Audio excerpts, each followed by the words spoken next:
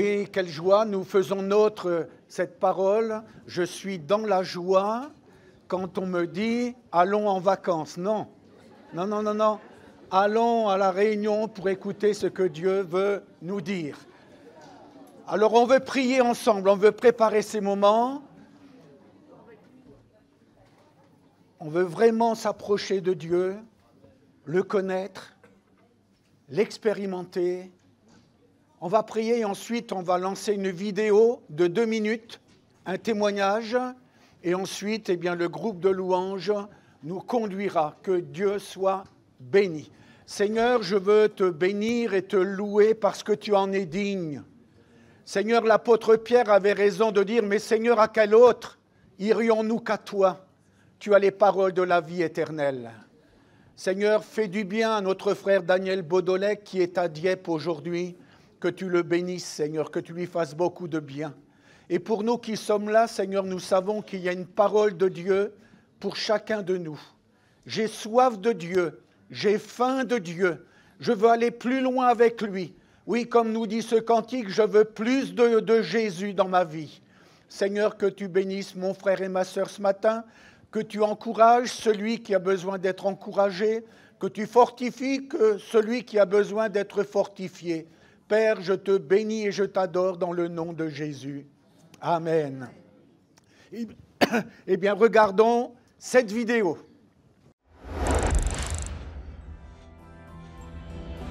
Je m'appelle Sylvie et je voudrais vous partager de ce que j'ai vécu dans le Reiki. Alors, pendant 28 ans, j'ai été très intéressée par des techniques de bien-être, dont fait partie le Reiki. Et pendant 2 ans, j'ai fait cette technique, qui est une technique d'imposition des mains, je l'ai fait sur moi-même. Et pour démarrer cette technique, on nous demande d'être initié par passe magnétique devant le portrait d'un sage oriental qui est décédé depuis très longtemps. Au bout de 2 ans de pratique, moi je recherchais bien sûr le bien-être, mais c'est pas du tout ce qui s'est passé. Il y a eu un événement très négatif qui s'est passé. À travers le groupe de Reiki, j'ai rencontré un homme qui m'a promis le mariage, qui paraissait très bien, et au fait c'était un mythomane qui est parti du jour au lendemain de la région où j'étais et qui m'a vidé mon compte. Et en faisant la déclaration à la police, j'ai appris que j'étais sa 13e victime en France. Suite à cet événement négatif, j'ai été pendant 1 an en dépression très grave qui a nécessité que j'arrête mon travail. Alors après j'ai repris le travail et à l'endroit où je travaillais, il y avait une collègue de travail qui m'attirait beaucoup. Et j'ai appris qu'elle était chrétienne, donc elle m'a parlé de Jésus, de la Bible. Et progressivement, au bout de quand même quelques années, j'ai commencé à prier avec elle, à aller au culte avec elle et à découvrir ce que pouvait apporter Jésus, et j'ai donné mon cœur à Jésus. Et après avoir fait cette démarche d'engagement avec Jésus, j'ai vu comment j'avais la paix qui revenait en moi, c'est-à-dire que toute cette dépression partait, et je récupérais aussi des facultés mentales, des compétences de mémorisation, de raisonnement que j'avais perdues dans toutes ces techniques, et ma vie vraiment allait mieux dans tous les sens du terme. Bon, ça a pris quelques années, et bien maintenant j'ai récupéré une vie harmonieuse, équilibrée, au niveau affectif, au niveau aussi des finances, et maintenant j'ai rencontré un chrétien, je me suis mariée et ma vie est vraiment complètement équilibrée, harmonieuse, et je remercie le Seigneur de m'avoir sorti de tous ces domaines-là. Bonjour à tous, soyez les bienvenus. Allez, un bonjour un peu plus franc. Bonjour. Bonjour avant que j'oublie, parce que j'ai toujours tendance à les oublier. Bonjour aux internautes, histoire quand même de ne pas vous oublier.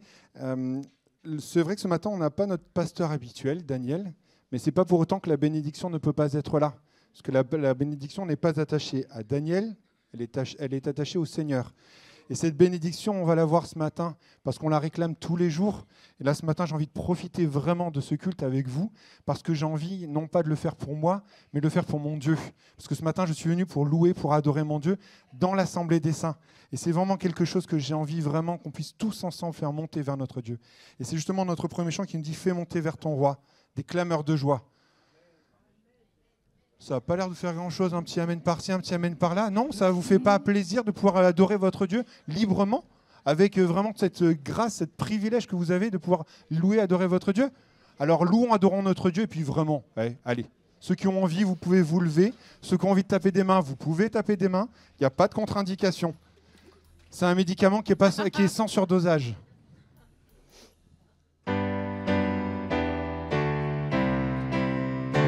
Fais monter ton roi des clameurs de joie, que ta voix s'élève et chante alléluia. Viens te prosterner devant sa majesté, entre joyeusement dans la présence de Dieu. Tu m'as donné la vie, tu as payé le prix, et tu m'as affranchi, toi Seigneur, celui qui me guérit.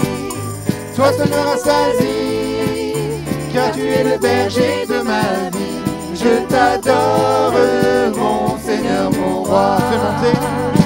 Fais monter vers ton roi des clameurs de joie, que ta voix s'élève et chante alléluia. Viens te prosterner devant sa majesté, entre joyeusement dans la présence de Dieu.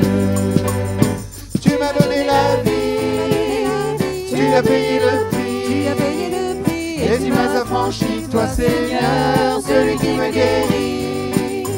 Toi seul me rassasie, car tu es le berger de ma vie. Je t'adore, mon Seigneur. Tu m'as donné la vie, tu m'as donné la vie, tu as payé le prix, et tu m'as affranchi, toi Seigneur, celui qui me guérit. Toi seul me rassasie, car tu es le berger de ma vie. Je t'adore, mon Seigneur, mon roi. Et pourquoi on veut faire monter vers notre roi? Parce qu'on est joyeux. Allez, démarrons. Tout joyeux, bénissons le Seigneur.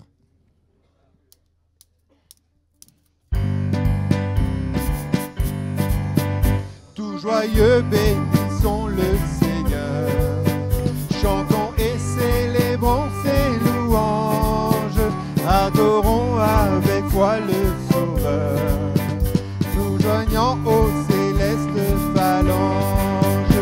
Gloire à Dieu, gloire à Dieu. Que ce chant retentisse en tout lieu. Gloire à Dieu, gloire à Dieu. Que ce chant retentisse en tout lieu. Dieu, Dieu dans son incomparable amour, du ciel envoya son Fils unique, et la terre et les cieux dans ce jour s'unissent pour chanter ce cantique. Gloire à Dieu, gloire à Dieu, que ce chant retentisse en tout lieu. Gloire à Dieu, gloire à Dieu, que ce chant retentisse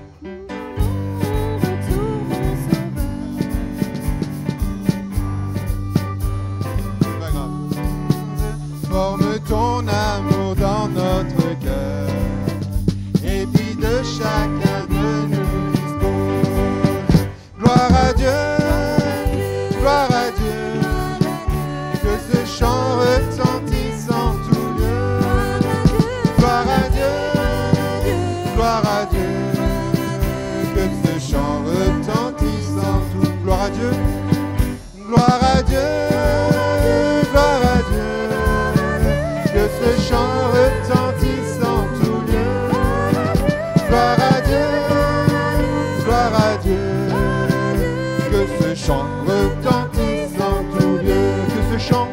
Que ce chant retentisse en tout lieu. Dernière fois.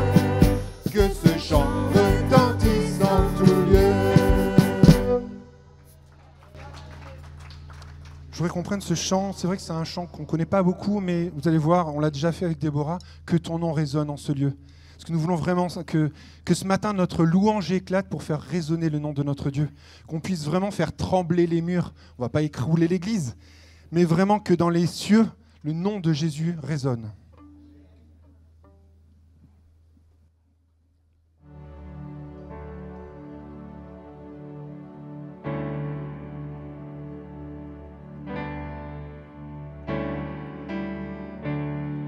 Que ton nom résonne en ce lieu.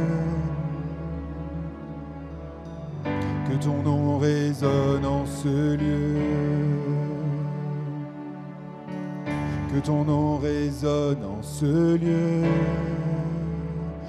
Jésus, que ton nom résonne en ce lieu. Que ton nom résonne en ce lieu. Que ton nom résonne en ce lieu.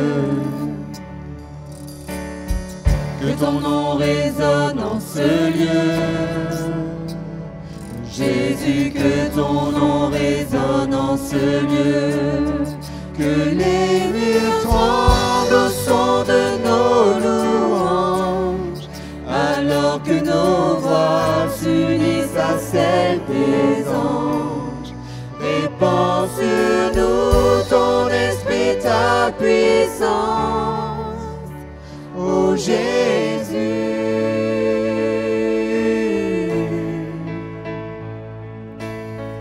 Que ton nom résonne en ce lieu. Que ton nom résonne en ce lieu. Que ton nom résonne en ce lieu.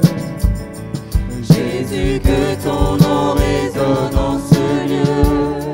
Que les murs tremblent au son de nos louanges, alors que nos voix s'unissent à celles des anges. Répands sur nous ton esprit, ta puissance, ô Jésus. Que les murs tremblent au son de nos louanges, alors que nos voix s'unissent à celles des anges. Répands sur nous ton esprit, ta puissance, ô Jésus. Jésus, nous chantons. Jésus, nous chantons ton nom En ce lieu, Oui, nous invoquons ton nom.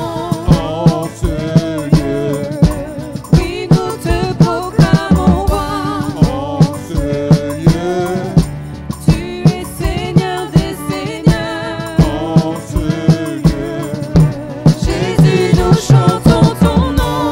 en ce lieu, Oui, nous invoquons ton nom. en ce lieu, Oui, nous te proclamons roi. en ce lieu. Tu es Seigneur des seigneurs. Que les murs tremblent au son de nos louanges, alors que nos voix s'unissent à celles des anges. Répands sur nous ton esprit, ta puissance, ô Jésus.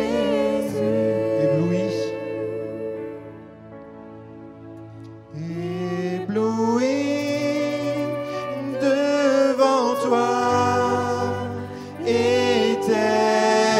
éternel, ébahi par l'amour de ton ciel.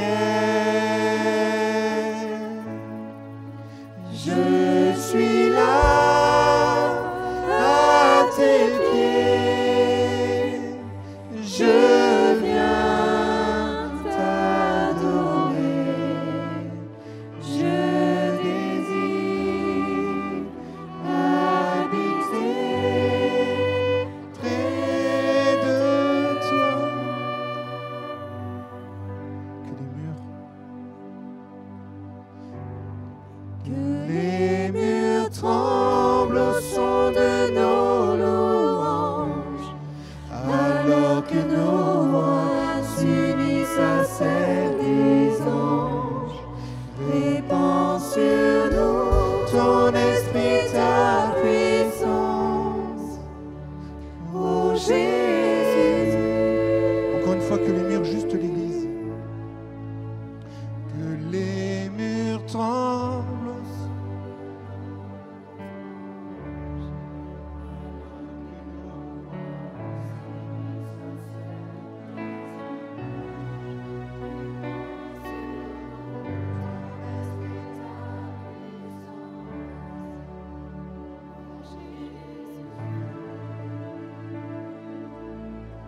Oui, Seigneur, ce matin, je veux te louer, je veux t'adorer. Seigneur, je veux vraiment que ma louange monte devant toi, Seigneur, et que tu puisses l'agréer, parce que je viens avec un cœur humble, Seigneur, avec un cœur reconnaissant aussi de ce que tu es et de ce que tu fais chaque jour pour moi. Merci parce que tu es un Dieu miséricordieux, un Dieu qui est bon, qui me fait du bien, qui est bon dans ma vie, Seigneur. Alors, merci pour ce que tu es, merci pour ce que tu fais. Seigneur, ma louange est bien petite devant toi, Seigneur, mais je veux malgré tout la faire monter devant toi. Seigneur, et que ces murs, Seigneur, puissent trembler, mais trembler non pas de peur, mais trembler de la crainte de Dieu, Seigneur, de trembler de cette joie que nous avons devant toi, Seigneur. Alors vraiment, Seigneur, merci pour ce que tu fais, merci pour qui tu es, merci pour ton amour et ta bienfaisance à notre égard.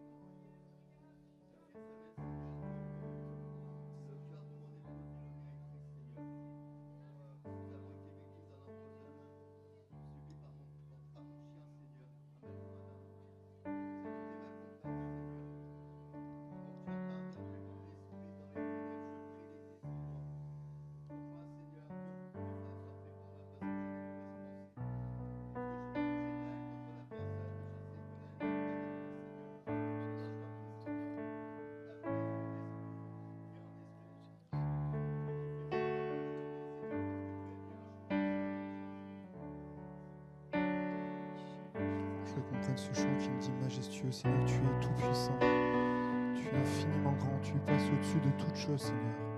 Nous voulons vraiment, Seigneur, te louer et t'adorer.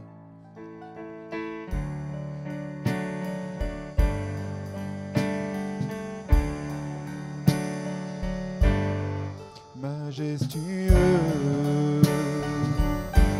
infiniment grand, éternel Dieu, Dieu tout-puissant, Seigneur des cieux et de la terre,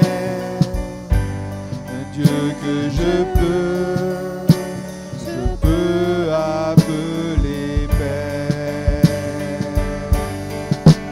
tout-puissant est son nom, infini est sa grandeur, devant lui nous nous courbons, il est le roi,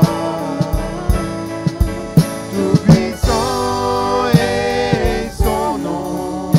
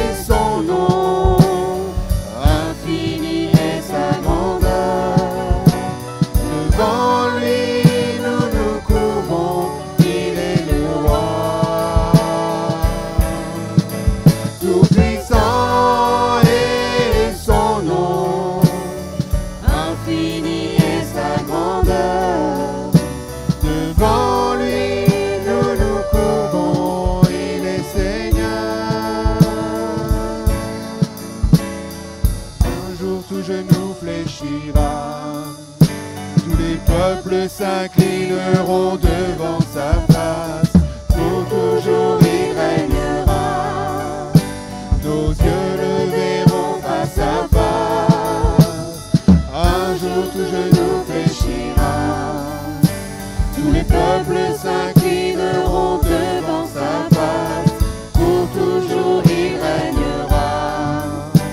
Nos yeux le verront face à face. Un jour tout genou fléchira. Tous les peuples s'inclineront devant sa face. Pour toujours il régnera. Avec ceux qui ont saisi sa grâce. Tout puissant est son nom. Infini est sa grandeur. Devant lui, nous nous courbons, il est le roi. Tout puissant est son nom. Infini est sa grandeur. Devant lui, nous nous courbons, il est Seigneur. Tout puissant. Tout puissant est son nom, infini est sa grandeur. Devant lui, nous nous courbons, il est le roi. Tout puissant est son nom, infini est sa grandeur. Devant lui, nous nous courbons, il est Seigneur. Il est Seigneur.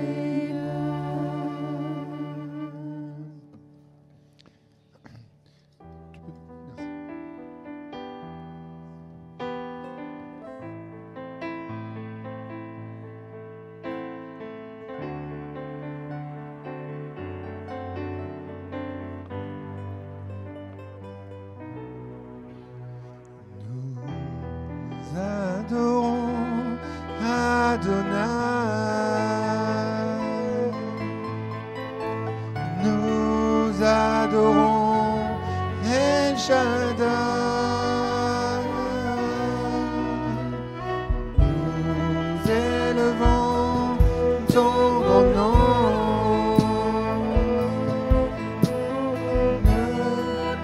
Nous adorons Adonai. Nous adorons. Nous adorons Adonai. Nous adorons El Shaddai. Nous élevons ton grand nom. Nous te louons, Seigneur. D'un même cœur pour le Seigneur, le Créateur du vrai bonheur. Tu es glorieux, mon roi. Tu fais de moi ton serviteur.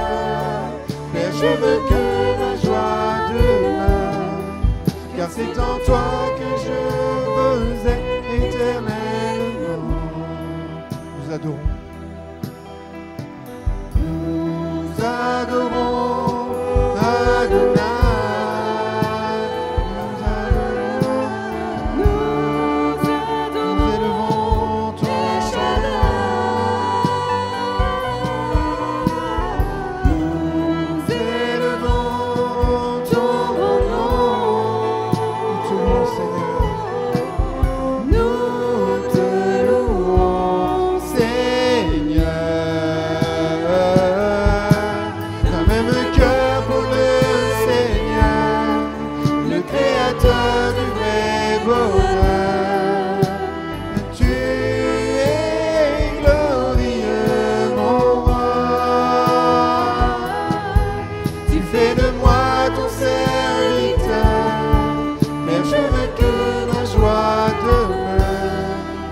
c'est en toi que je veux être éternellement. D'un même cœur. Un même cœur pour le Seigneur, le Créateur du vrai bonheur. Tu es glorieux, mon roi. Tu fais de moi ton serviteur. Père, je veux que ma joie demeure, car c'est en toi que je veux être éternellement. Car c'est en toi. Car c'est en toi que je veux être éternellement.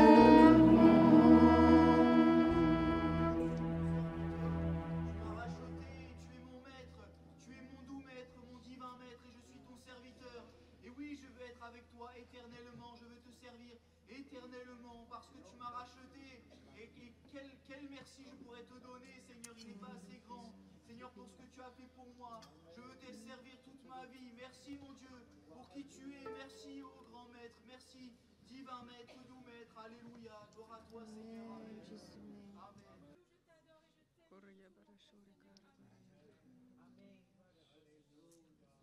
Seigneur, j'élève ton nom ce matin parce que tu en es digne. Ce n'est pas, Seigneur Jésus, nos mérites, ce n'est pas à cause de nous, mais c'est toi, Seigneur, tu as tout donné, Jésus. Et c'est vrai, Seigneur, nous traversons des tribulations, nous traversons des souffrances, nous traversons des choses qui sont difficiles parfois. Et tu vois chacun de nos cœurs, Seigneur Jésus, ce matin, mais il n'en reste pas moins vrai que tu es Dieu, que tu sièges au milieu des louanges de ton peuple, Seigneur, que tu sièges sur ton trône de gloire et que tu intercèdes auprès du Père pour nous. Alors nous avons confiance en toi, Jésus, parce que tu es notre Sauveur, parce que tu nous aimes, parce que tu nous respectes, Seigneur mon Dieu, merci, parce que tu es notre Papa et que tu prends soin de nous, tu ne nous juges pas, mais tu nous relèves et tu nous accompagnes, Seigneur Jésus. Merci, mon Dieu, parce que nous avons cette espérance en toi. Merci parce que, Jésus, nous pouvons nous blottir entre tes bras, Seigneur. Et nous savons, Jésus, par expérience, nous savons, Seigneur, que tu es le Dieu qui console, que tu es le Dieu qui restaure, tu es le Dieu qui rebâtit sur les ruines, Seigneur Jésus. Et tu fais toutes choses nouvelles en ton temps, Seigneur. Nous avons une foi inébranlable en toi. Et si elle ne l'est pas, qu'elle le devienne, Jésus. Merci pour les écritures que tu nous as laissées, afin que nous puissions puiser en toi, Seigneur Jésus. Et nous nous appuyons sur toi. Notre foi, elle est appuyée sur ta parole. Et ta parole, Seigneur Jésus, elle est inébranlable, elle ne bouge pas. Seigneur Jésus, merci, parce que tu es ce Dieu saint, ce Père aimant. À toi toute la gloire, Seigneur. Je voudrais inviter celles et ceux qui ont été désignés pour préparer le repas et le distribuer. Nous allons prendre le chant qui nous dit « Homme de douleur ». Ce chant est une réelle commémoration pour se rappeler ce que le Seigneur a vécu. C'est vrai que je vous le dis souvent, essayons d'imaginer ce que le Seigneur a pu vivre. Il n'y a pas longtemps, dans un culte de famille, on en parlait, ce que Jésus a pu vivre. L'humiliation, les souffrances, les blessures. Alors c'est vrai que si on s'arrête à ça, la mort bien sûr, si on s'arrête à ça, on se dit, à quoi bon ? Mais en fait, bien plus que tout ça, Jésus est ressuscité. Et ce chant, c'est ce dont il nous parle. Il nous rappelle tout ce que Jésus a vécu, c'est vrai. C'est vrai qu'il nous rappelle tout ça. Mais bien plus, ce chant nous dit, ô cette croix, ma rédemption. C'est ça sur quoi je veux fonder ma foi. Cette croix est la rédemption pour mon âme. Cette croix est la rédemption pour ma vie. Et je veux vraiment pouvoir faire un acte de pénitence parfois devant le Seigneur en disant, c'est vrai, Seigneur, je ne suis pas toujours comme tu voudrais que je sois, parce que je suis imparfait, je suis humain. Mais malgré mes imperfections, tu m'aimes. Et ça, c'est une consolation pour mon cœur, de savoir que le Seigneur m'aime tout le temps. Que quoi qu'il se passe, le Seigneur m'aime. Alors vraiment, ce matin, qu'on puisse se tenir devant notre Dieu en reconnaissant ce qu'il a fait, ce qu'il a vécu, mais aussi ce qu'il a fait derrière. C'est-à-dire qu'il est ressuscité, il a pris la mort, il a pris nos péchés, il a tout enfoui sous ses pieds. Et nous avons la victoire dans le sang de Jésus.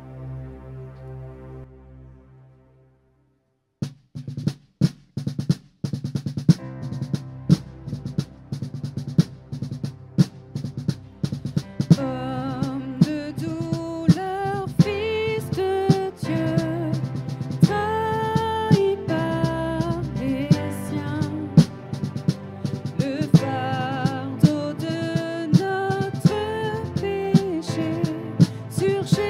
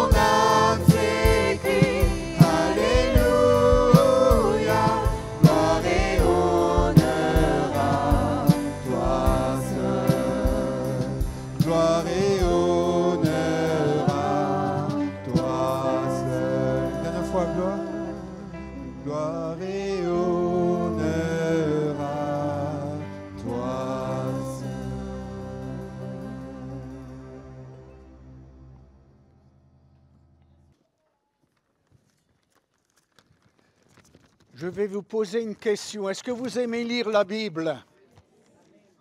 La parole de Dieu. L'homme, la femme, ne vivra pas de pain seulement, mais de toute parole qui sort de la bouche de Dieu. Vous ne trouvez pas que ça fait du bien quand une parole vient du ciel?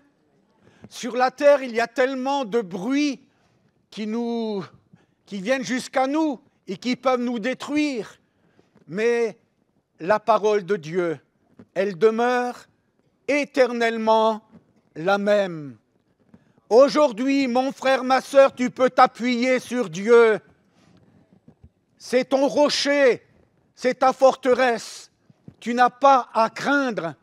Il est fidèle, il est juste et fidèle. Il ne permettra pas que ton pied chancelle. C'est vrai, nous vivons dans un monde qui va s'éclater, mais le Seigneur, il est là et il prend soin de ses brebis. Jésus est le bon berger et le bon berger prend soin de ses brebis. Pourquoi je vous ai dit, est-ce que vous lisez votre Bible? Parce que nous allons lire un chapitre ensemble. Ça va aller? Un chapitre. Et cette lecture se trouve dans 1 Samuel, chapitre 7. 1 Samuel, chapitre 7. Donc, on va lire tout le chapitre. Donc, on va lire ensemble, pas tout à fait le chapitre, on va s'arrêter au verset 14. Voilà. On va en laisser 3 de côté. 1 Samuel, chapitre 7. Oui, il y a quelques ennuis avec la technique. Alors, si vous avez votre Bible, voilà. Les gens, verset 1er. Les gens de Kirjat-Jearim vinrent et firent monter l'arche de l'Éternel. Ils la conduisirent dans la maison d'Abinadab sur la colline et ils consacrèrent son fils Éléazar pour garder l'arche de l'Éternel.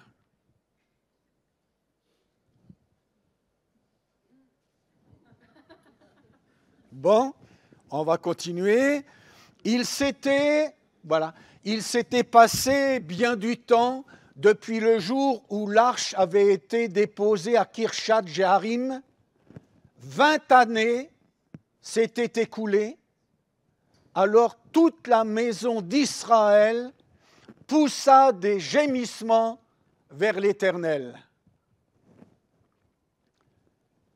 Samuel dit à toute la maison d'Elbeuf: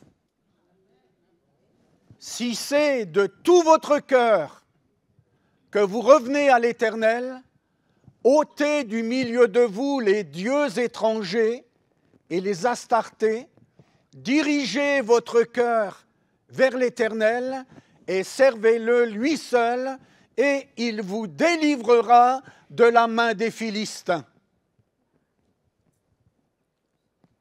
Et les enfants d'Israël ôtèrent du milieu d'eux les Baals et les Astartés, et ils servirent l'Éternel seul. Samuel dit: assemblez tout Israël à Mitzpa, et je prierai l'Éternel pour vous. Et ils s'assemblèrent à Mitzpa, ils puisèrent de l'eau et la répandirent devant l'Éternel, et ils jeûnèrent ce jour-là en disant: nous avons péché contre l'Éternel. Samuel jugea les enfants d'Israël à Mitzpa. Les Philistins apprirent que les enfants d'Israël s'étaient assemblés à Mitzpa. Et les princes des Philistins montèrent contre Israël. À cette nouvelle, les enfants d'Israël eurent peur des Philistins. Et ils dirent à Samuel: ne cesse point de crier pour nous à l'Éternel notre Dieu, afin qu'il nous sauve de la main des Philistins. Samuel prit un agneau de lait et l'offrit tout entier en holocauste à l'Éternel. Il cria à l'Éternel pour Israël, et l'Éternel l'exauça. Pendant que Samuel offrait l'holocauste, les Philistins s'approchèrent pour attaquer Israël.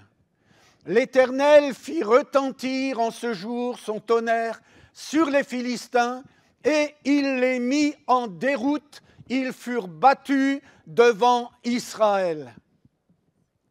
Les hommes d'Israël sortirent de Mitzpa, poursuivirent les Philistins et les battirent jusqu'au-dessous de Beth-Kar.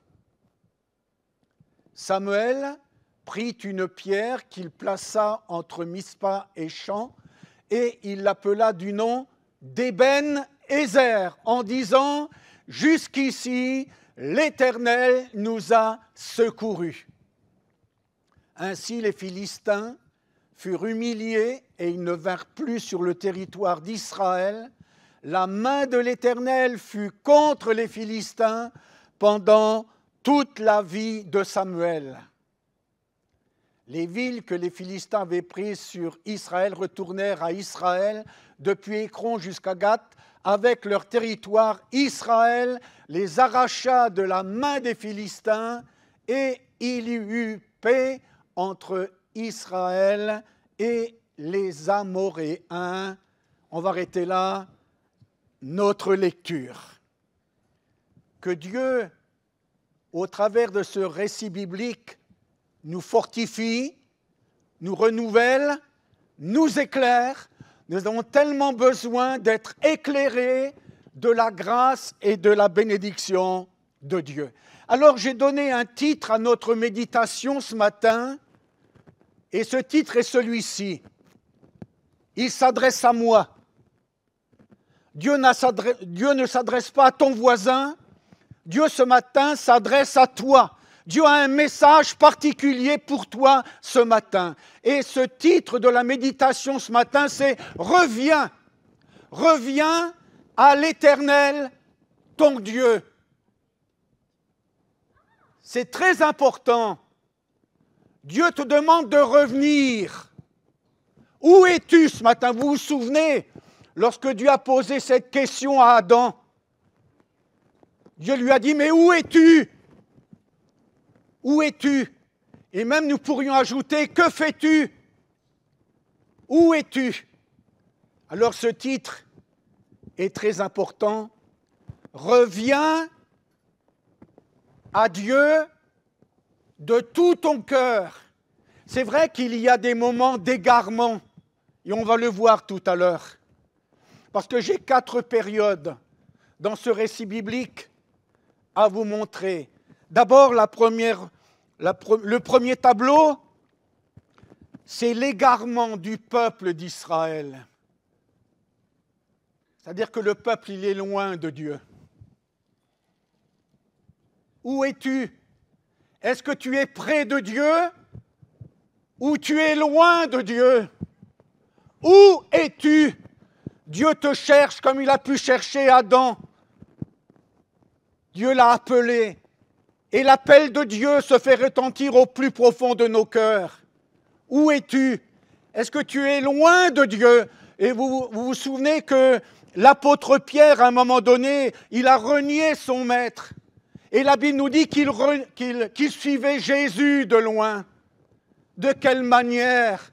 Je suis Jésus. Est-ce que je suis engagé dans l'œuvre de Dieu? Quand la Bible me dit « tu aimeras le Seigneur ton Dieu de tout ton cœur, de toute ton âme, de toute ta force et de toute ta pensée ». Où est-ce que j'en suis avec ce commandement de Dieu? Parfois je l'aime de temps en temps, je m'arrête de temps en temps, mais Dieu voudrait que cet amour soit vrai, que cet amour soit intense, que cet amour soit profond dans mon cœur. Oui, ce matin, quand retentit cette parole, je crois de Jérémie, lorsque Dieu dit « Je t'aime d'un amour éternel ». Dieu nous aime d'un amour éternel. Qu'en est-il de moi? Est-ce que je l'aime réellement? Est-ce que je me plais dans la présence de Dieu?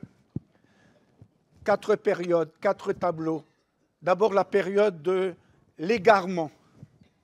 Ensuite, la seconde chose que je voudrais voir avec vous, c'est le retour vers Dieu. Le retour vers Dieu. Ah, on a un exemple très important. Est-ce que Luc 15 vous dit quelque chose? Ah, j'ai lu sur vos lèvres. Le fils prodigue. Il quitte la maison. Il est heureux. Il a 18 ans. Il dit à son père, « Mon père, donne-moi la part de bien qui doit me revenir. » Et il partit pour le pays étranger. Et la Bible nous dit, en vivant dans la débauche. Et puis à un moment donné, il y a eu une famine. Ça, ce n'était pas prévu. Vous savez que dans la vie, il y a beaucoup d'imprévus. Dans la vie, il y a beaucoup d'imprévus. Mais je sais que Dieu est fidèle. Même dans l'imprévu, il n'est pas dépourvu. Dieu sera à la hauteur. Et Dieu est à la hauteur pour ton problème, pour ta vie, pour ta difficulté. Dieu est suffisamment grand. Il pourvoit d'une façon extraordinaire. Et ce fils prodigue, il est allé dépenser son bien en vivant dans la débauche. Et d'ailleurs, son frère lui fera la remarque, ou il fera la remarque à son père. Mon frère, il vivait avec les prostituées, donc il est allé très très loin. Mais le père l'a reçu favorablement. Il l'a reçu favorablement, le retour.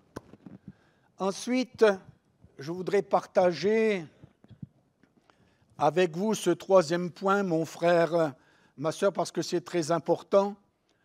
Il y a le retour, mais il y a aussi Samuel, il va prendre un agneau de lait.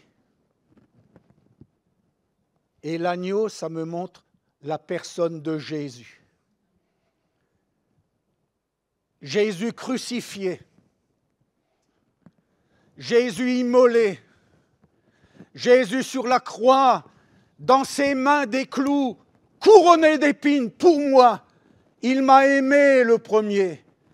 Jésus m'a aimé le premier. Ce matin, il t'aime encore. Il te regarde non pas pour te condamner, mais il te regarde pour te sauver. Et il te le dit, comme je l'exprimais tout à l'heure, je t'aime d'un amour éternel. Et même nous avons Jean 3,16 qui nous le dit, Dieu a tant aimé le monde qu'il a donné son Fils unique, afin que quiconque croit en lui ne périsse point, mais qu'il ait la vie éternelle. Et puis à un moment donné aussi, il va y avoir l'épreuve, parce que les Philistins vont monter contre la nation d'Israël. Donc c'est un moment d'épreuve. Et nous savons que Dieu va mettre sa main. Et je crois ce matin que Dieu veut mettre sa main dans ta vie. Ne désespère pas, mais regarde à celui qui a triomphé de la mort. Que Dieu soit béni. Donc j'aimerais partager avec vous, pas longuement, mais suffisamment pour que nous puissions aller de l'avant avec Jésus. Alors, notre texte commence de la sorte. Il nous est parlé de l'arche de l'Éternel. Et c'est vrai qu'elle avait été prise par les Philistins, et la Bible nous le dit que pendant 7 mois, l'arche de l'Éternel a été prise par les Philistins. Mais la main de Dieu va permettre que l'arche revienne, et puis elle va se trouver dans la maison d'Abinadab, et puis Éléazar va garder l'arche, et l'arche sera dans cette région pendant 20 ans.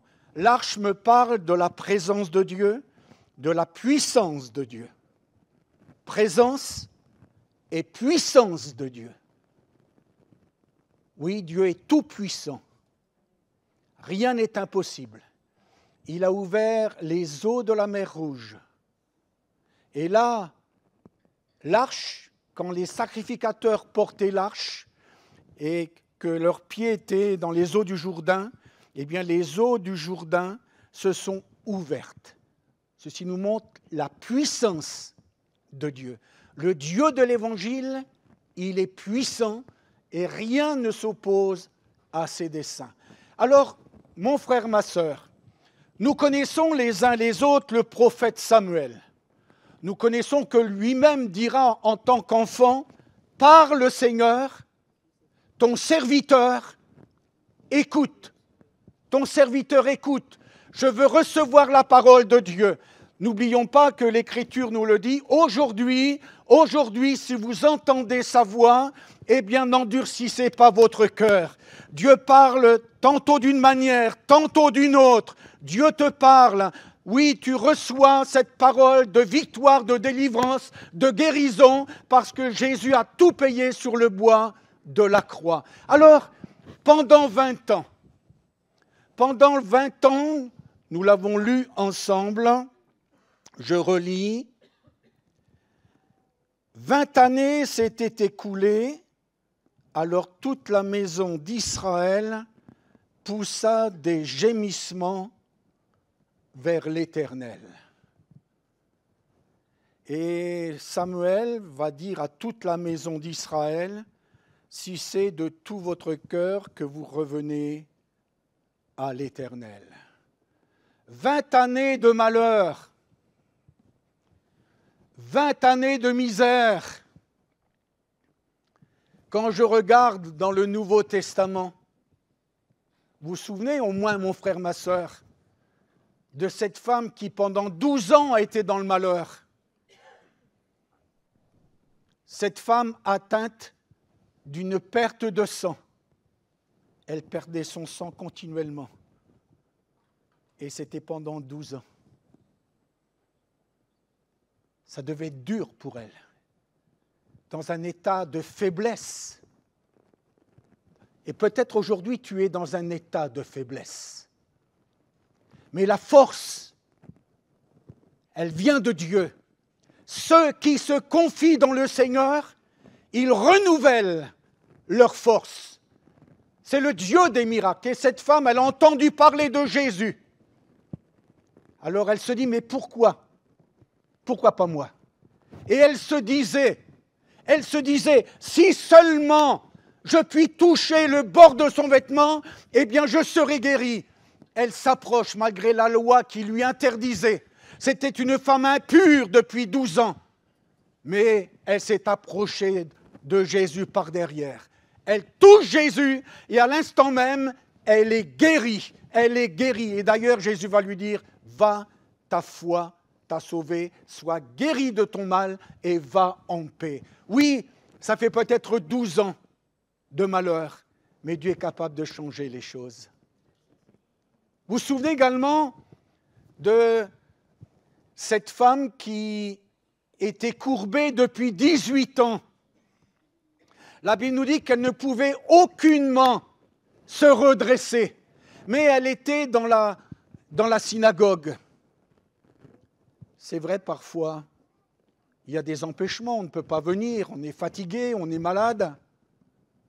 Parfois, eh bien, c'est comme cela. Mais elle était là, dans la maison de Dieu, dans la synagogue. Et là, la grande différence, c'est que Jésus, ce jour-là, était présent. Et Jésus, il est présent au milieu de nous. Il sait ce que tu penses. Il connaît les sentiments de ton cœur. Il sait où tu en es avec lui. Où en es-tu avec le Seigneur? Quelle place le Seigneur Jésus tient-il dans ta vie et dans ton cœur? Est-ce que Jésus est le centre? Est-ce que Jésus est le premier? Est-ce que tu lui appartiens? La Bible nous dit que Dieu connaît ceux qui lui appartiennent. Et cette femme, elle était là. Et certainement qu'autour, on devait parler. Oui, qu'est-ce qu'elle fait là, cette femme-là? Qu'est-ce qu'elle fait là? Mais Jésus, l'Écriture nous le dit, femme, tu es délivré de ton infirmité. Tu es délivré.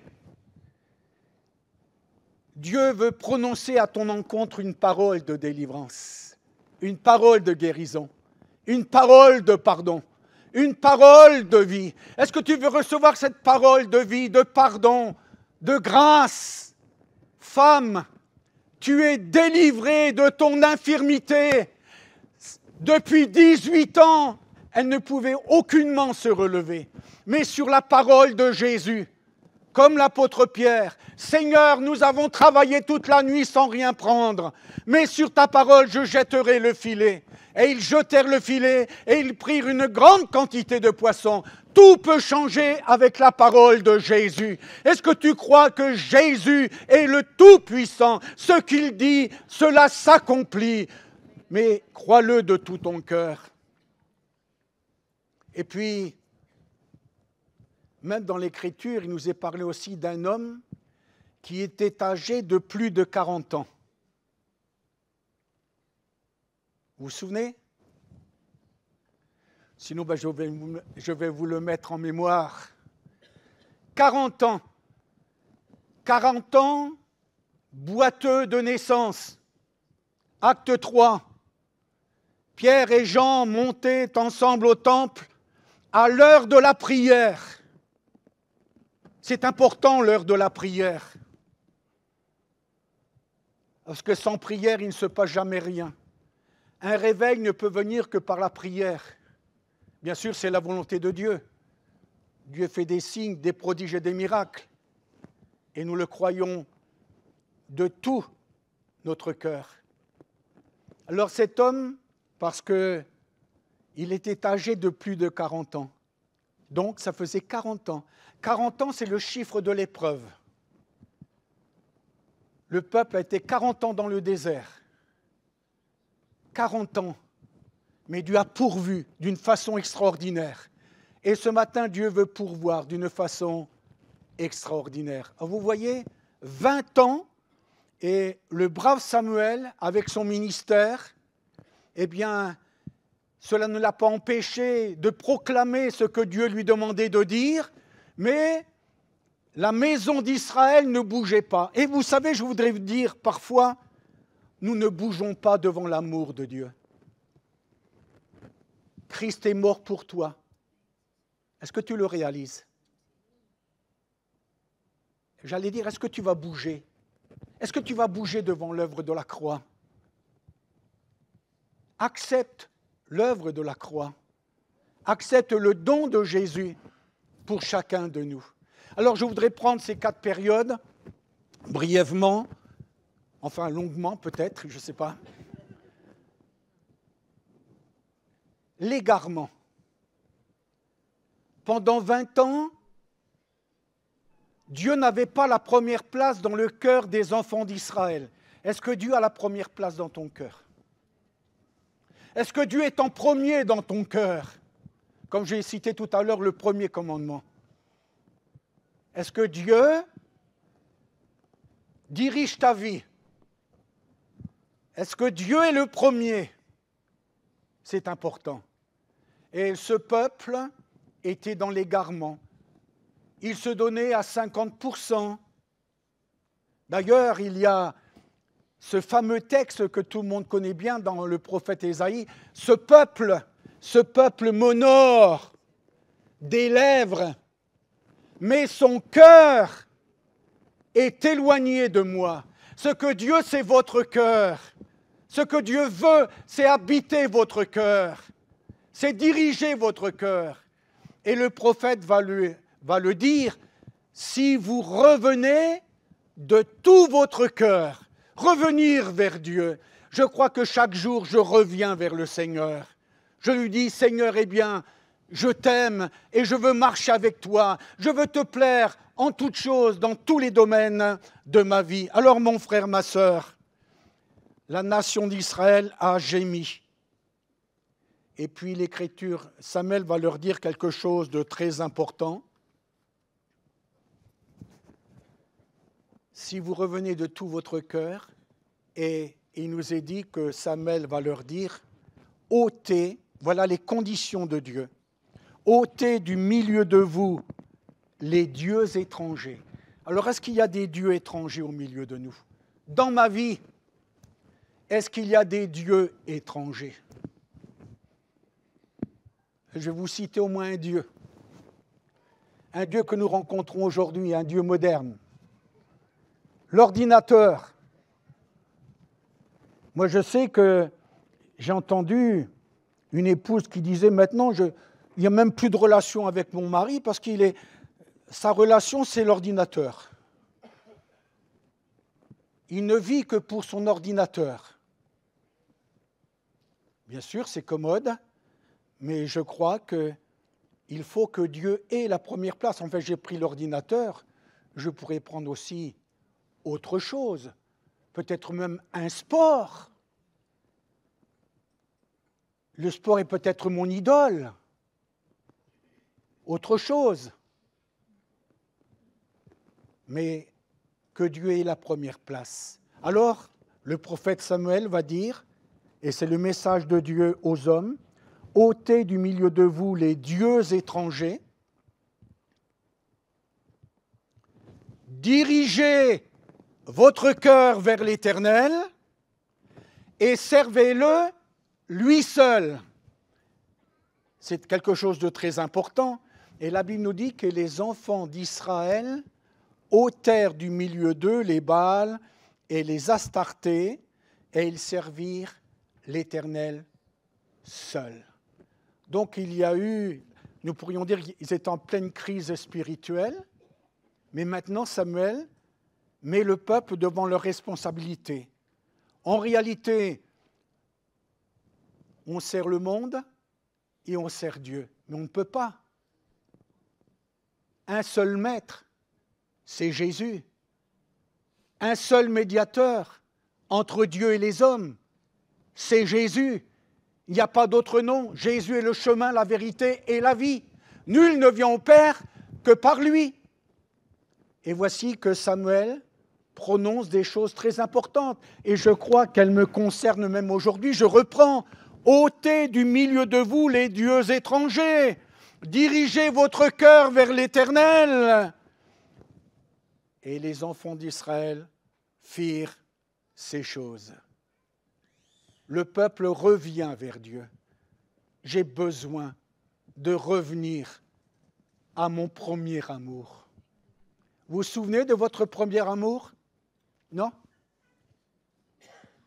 Ah, mon premier amour. Il était le premier. Toujours le premier. C'est important. Vous savez que dans une certaine église, dans le livre de l'Apocalypse, justement, il y a un reproche qui est fait. Tu as abandonné ton premier amour. Tu as abandonné. Ah, mon frère, ma sœur, aimons le Seigneur toujours de la même manière. Béni soit le Seigneur. Et puis, le peuple va faire une grande déclaration qui est très importante. Ils vont dire, nous avons péché. C'est dur, hein? Parce qu'on dit toujours, c'est de la faute des autres. C'est de la faute de ma femme. C'est de la faute de mon mari. C'est de la faute des chrétiens. Et puis, je vais en rajouter un, tiens. C'est de la faute du pasteur. Hein? Oh là là, cette place, elle est très grande, c'est de la faute du pasteur.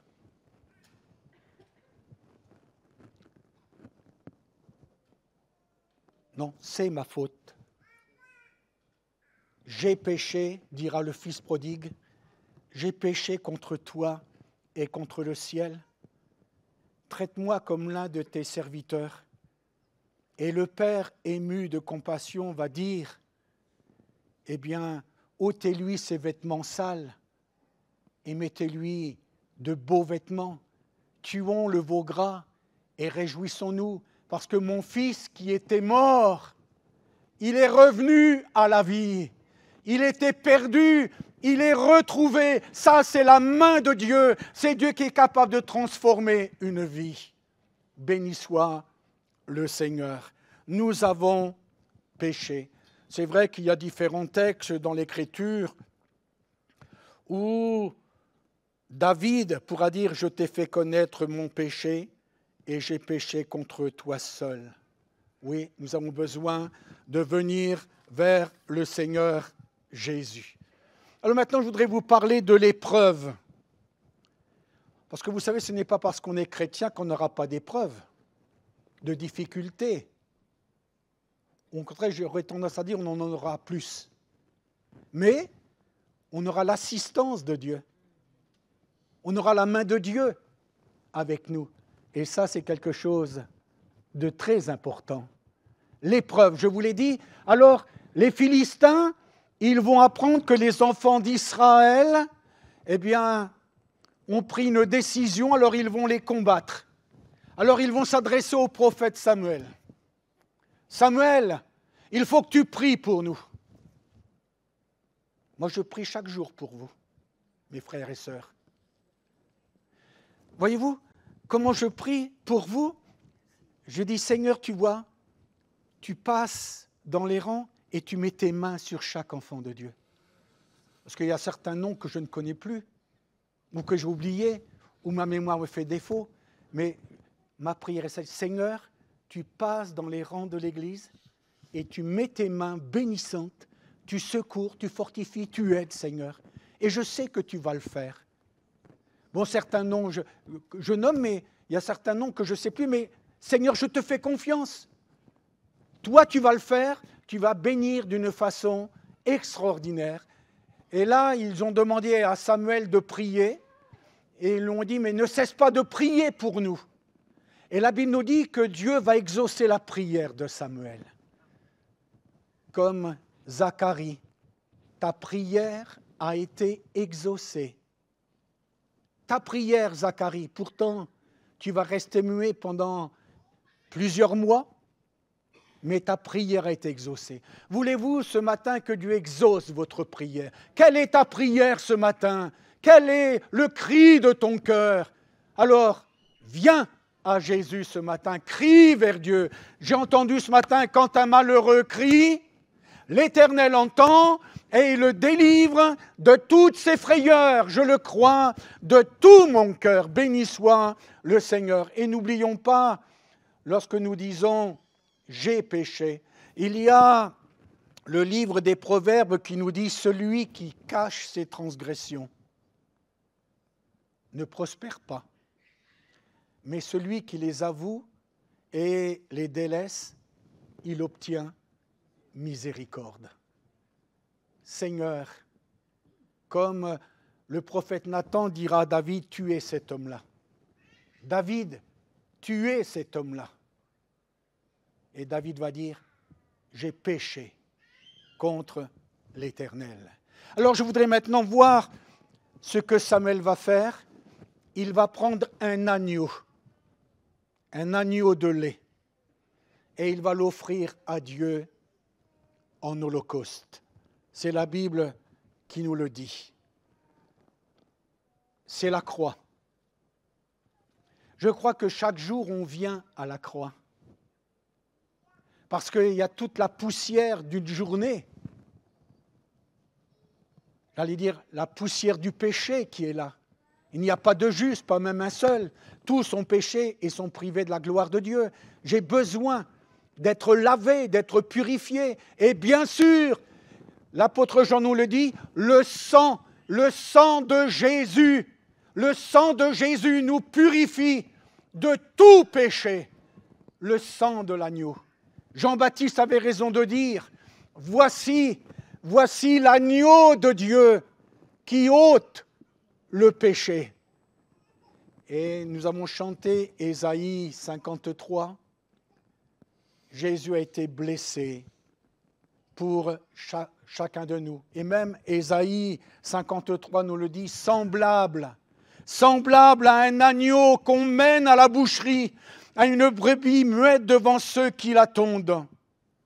Et nous l'avons considéré comme puni, frappé de Dieu, humilié, mais il a été blessé pour nos péchés, brisé pour nos iniquités. Et vous vous souvenez de Nicodème? Nicodème qui est venu de nuit vers Jésus. Et Jésus va lui faire cette merveilleuse révélation que nous connaissons bien.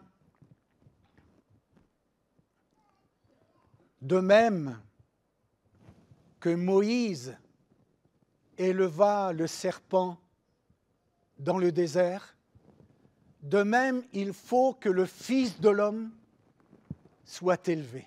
Et bien sûr, il suit ce merveilleux texte, car Dieu a tant aimé le monde qu'il a donné son Fils unique, afin que quiconque croit en lui ne périsse point, mais qu'il ait la vie éternelle. Afin de croire en lui, et n'oublions pas également, sans effusion de sang, il ne peut y avoir de pardon. Et Jésus, son sang a coulé pour moi. Et je le répète, le sang de Jésus nous purifie de tout péché. Alors, la délivrance va arriver. Samuel va prier. Et la Bible nous dit que l'Éternel va faire retentir en ce jour un tonnerre sur les Philistins et il va les mettre en déroute. Vous savez la manière dont Dieu va agir. Nous l'ignorons, mais je sais que Dieu a un plan. Mon frère, fais confiance à Dieu dans ton problème, dans ta difficulté. Vous savez, moi-même aussi, j'ai beaucoup de difficultés. J'ai beaucoup de difficultés, mais je regarde vers celui qui est capable de me venir en aide. Et souvent, je cite ce texte que Josaphat va dire. Josaphat qui était un homme de Dieu, ce roi qui aimait Dieu. Il va dire à Dieu, nous ne savons que faire. Et il y a des situations où on ne sait que faire. Et nous sommes sans force. Parfois devant des enfants rebelles, on est sans force. Nous ne savons que faire. Mais Seigneur, nos yeux sont sur toi. Porte les regards sur Jésus ce matin. Fais-lui confiance. Il va intervenir. Le Dieu de l'Évangile, c'est un Dieu qui est vivant, qui agit, qui exauce les prières. Alors à lui soit toute la gloire. Et même dans ce récit biblique, il nous est dit que les villes que les Philistins avaient prises sur Israël retournèrent à Israël. Vous voyez combien Dieu est capable d'intervenir. Pendant 20 ans, il ne s'est rien passé. Mais maintenant, avec ta décision, parce que Dieu attend ta décision. Où es-tu? Que vas-tu faire de Jésus? Quelle place Jésus a-t-il dans ta vie? Est-ce que la prière a une place dans ta vie? Est-ce que la méditation de la parole de Dieu a une place dans ta vie? Que fais-tu de la parole de Dieu? Que fais-tu? C'est quelque chose de très important.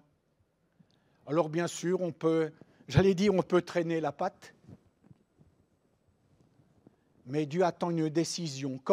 Et je conclurai avec le fils prodigue. Il a réfléchi. Et il va dire, j'irai vers mon Père. Est-ce que ce matin, tu veux aller vers Jésus? J'irai vers mon Père et je lui dirai, je ne suis pas content de toi. Parce que souvent on murmure. On n'est pas content. Mais ce fils prodigue a compris que là où il était, c'était de sa faute. Parce qu'il avait quitté. C'était sa décision. Il a pris la décision de quitter son père. Mais il va prendre une nouvelle décision. Il va aller vers son père. Et ce matin, tu peux prendre cette décision. Viens à Jésus ce matin. Depuis longtemps, il te parle, mais tu n'entends pas. Mais entends la voix du bon berger. Il veut te faire du bien ce matin.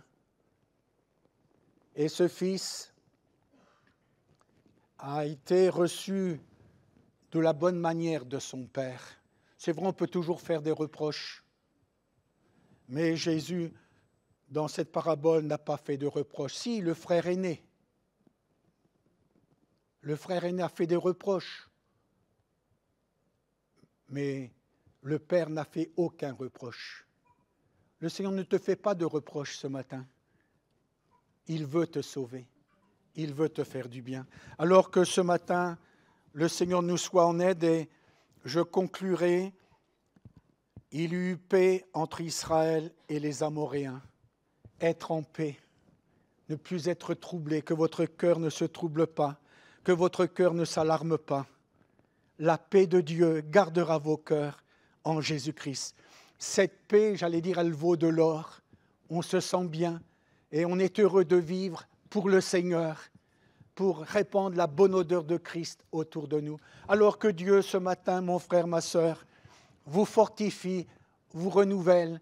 Et rappelons-nous, Samuel a pris un agneau, symbole de la croix. C'est là où Dieu t'attend. Viens à la croix. C'est un lieu qu'on ne peut pas éviter. C'est un lieu où tous les hommes doivent passer. Es-tu passé à la croix? Es-tu venu à la croix? Alors, ne tarde pas, viens et le Seigneur te bénira de toutes sortes de bénédictions. On prie ensemble le Seigneur? Alléluia, notre Dieu, notre Père, nous voulons te dire ce matin que nous t'aimons. Merci parce que tu nous as laissé l'Ancien Testament qui nous sert comme exemple. Et Seigneur, merci pour tes interventions, merci pour tes bienfaits. Je veux louer ton nom, je veux adorer ton nom. Merci Seigneur parce que nous pouvons être le plus bas tombé. Tu es celui qui nous reçoit favorablement. Ta parole nous dit, je ne mettrai pas dehors celui qui vient à moi. Au contraire, tu nous le dis, venez à moi, vous tous qui êtes fatigués et chargés, et je vous donnerai du repos. Seigneur, étends tes mains ce matin, que le peuple de Dieu t'acclame. Nous avons choisi de servir le Seigneur, nous avons choisi d'aimer Jésus, alors à lui soit toute la gloire maintenant et pour l'éternité. Amen. Amen.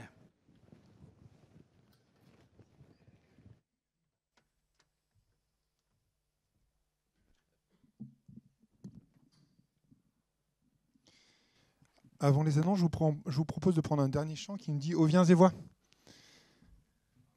Oui, vous avez envie de chanter? Alors prenons ce chant « Oh, viens et vois ».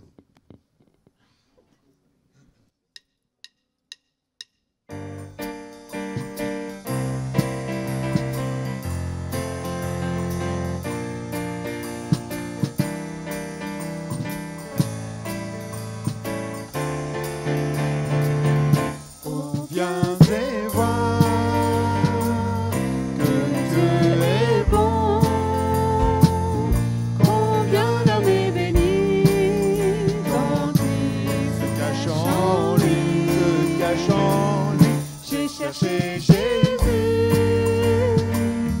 et il m'a répondu, lui seul m'a délivré de mes craintes passées. Je veux le remercier car il est bon, son grand amour pour moi ne tarira pas.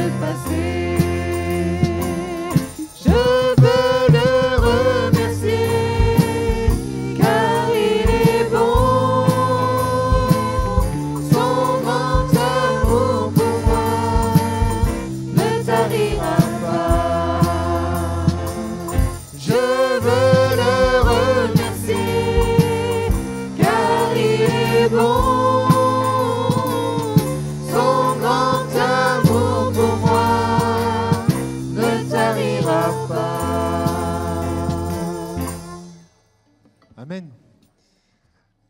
On va terminer notre culte par les annonces, si tu veux bien les afficher. Donc la première, c'est pour vous dire que ça va arriver. Donc Daniel, comme vous l'a dit Victor, n'est pas là ce matin. Il est avec nos frères et sœurs de Dieppe. Il va partager. Il a dû se faire beaucoup de bien à partager ce qu'il avait à partager avec l'église de Dieppe. Et je pense qu'il les a salués de notre part. En tout cas, s'il ne l'a pas fait, on les salue, nous d'ici. Et s'ils voient la vidéo, on vous salue, nos frères et sœurs. Et puis là, je ne vais pas le dire, comme à chaque fin de culte. Ça part dans tous les sens. 1, 2, 3. Vous aussi.